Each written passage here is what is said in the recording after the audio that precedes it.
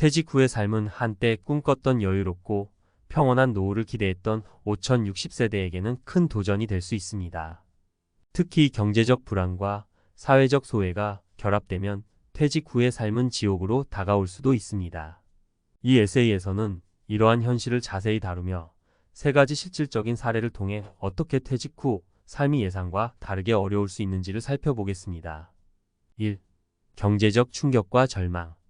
5060세대 중 많은 사람들이 은퇴 후에도 꾸준히 소득이 유지될 것이라 기대했지만 현실은 그 기대와는 다릅니다. 사례로 씨는 은퇴 전 대기업에서 중간 간부로 근무하며 안정적인 수입을 유지했으나 퇴직 후 월 수입이 연금으로 급격히 줄었습니다. 그는 30년 동안 가족을 부양하며 큰 지출을 감당했지만 막상 은퇴 후에는 예상보다 빠른 속도로 저축이 바닥나기 시작했습니다. 생각했던 것보다 훨씬 더 많은 돈이 필요하구나라는 깨달음에 직면했지만 이미 늦어버렸죠. 이로 인해 생계를 위해 다시 일자리를 찾으려 했지만 나이가 문제였습니다. 노인이라는 꼬리표는 씨가 가진 경력과 능력을 묻어버렸고 결국 그는 생계를 위해 단순 노동을 선택할 수밖에 없었습니다. 2. 사회적 단절과 외로움. 퇴직 후 사람들과의 교류가 줄어드는 것도 큰 문제입니다. B씨의 경우를 보겠습니다. 그는 퇴직 전 활발한 네트워크와 풍부한 인간관계로 살아왔지만 퇴직 후에는 이러한 관계들이 점차 소원해졌습니다.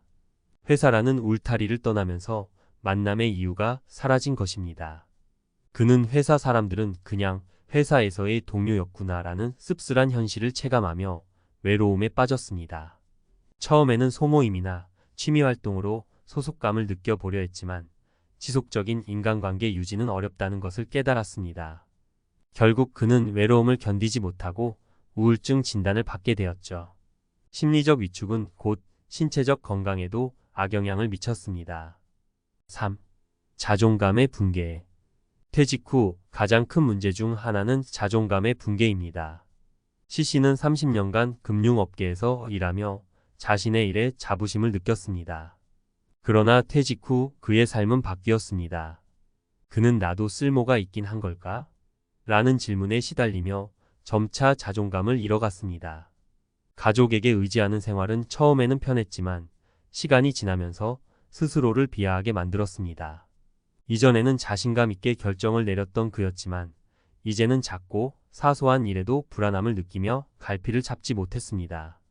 결국 C씨는 자존감을 되찾기 위해 봉사활동과 같은 새로운 활동을 시도했지만 마음속 깊이 자리 잡은 무력감을 극복하는 것은 결코 쉽지 않았습니다.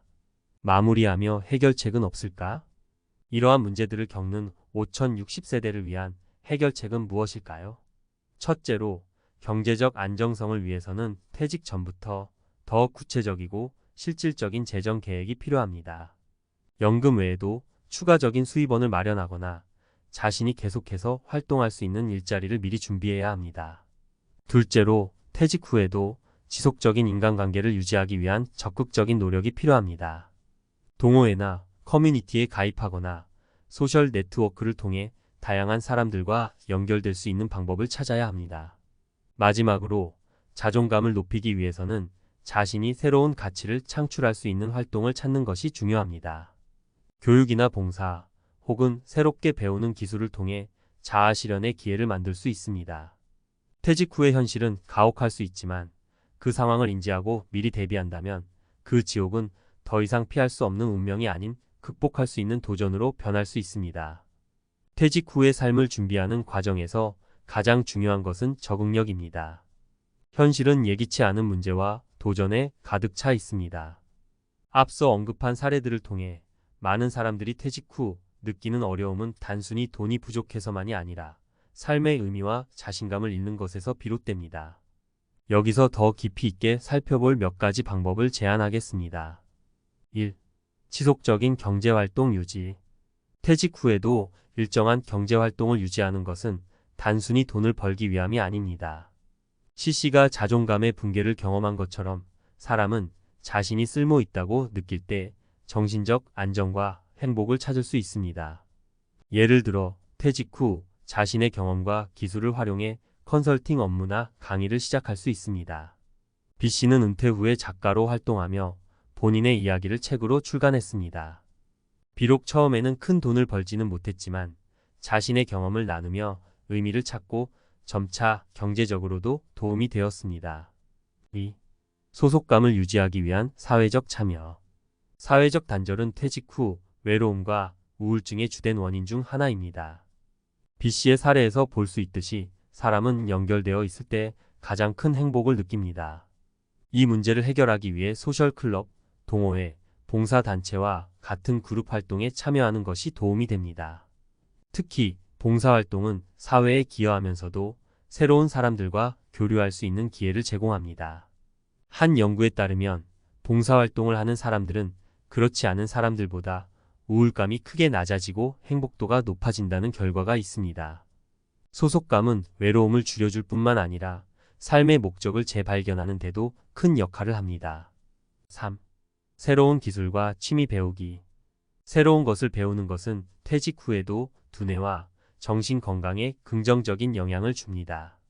어씨는 은퇴 후 자격증을 취득해 소규모 사업을 시작했습니다.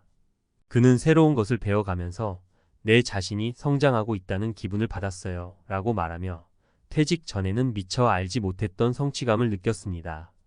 또한 음악, 미술, 운동 등 새로운 취미를 찾는 것도 큰 도움이 됩니다. 이는 단순히 시간을 보내기 위한 것이 아니라 자신을 재발견하고 삶의 의미를 재정립하는 중요한 과정이 됩니다. 4. 심리적 건강관리. 퇴직 후에는 심리적인 변화에 주목해야 합니다. 불안과 스트레스는 예상보다 훨씬 깊이 자리 잡을 수 있습니다. 심리 상담이나 전문가의 도움을 받는 것은 더 이상 특별한 일이 아니며 퇴직 후에도 마음 건강을 챙기는 것이 중요합니다. C씨는 자존감의 붕괴로 힘들어했지만 심리 상담을 통해 내가 아직 가치 있는 일을 할 수 있다는 확신을 되찾았습니다. 이런 작은 변화가 삶 전체에 긍정적인 파급 효과를 가져올 수 있습니다. 마무리 희망은 있다. 퇴직 후의 삶이 지옥이 될지 새로운 기회의 장이 될지는 얼마나 준비하고 주도적으로 행동하느냐에 달려 있습니다. 경제적 준비, 사회적 활동, 새로운 기술의 습득, 그리고 심리적 건강 관리 등은 모두 퇴직 후의 충격을 줄이고 더 나은 삶을 만드는 열쇠가 될 수 있습니다. 물론 이는 하루아침에 이루어지는 것이 아닙니다. 퇴직 후에도 계속해서 배우고 성장하고 소속감을 느끼는 노력이 필요합니다. 5060세대가 퇴직 후 직면하는 현실은 가혹할 수 있지만 이 현실을 정면으로 마주하고 대비하는 사람들은 여전히 밝은 미래를 만들어 나갈 수 있습니다. 자신이 할 수 있는 것부터 천천히 시작해 보세요. 그 첫걸음이 퇴직 후의 삶을 지옥에서 천국으로 바꾸는 계기가 될 것입니다.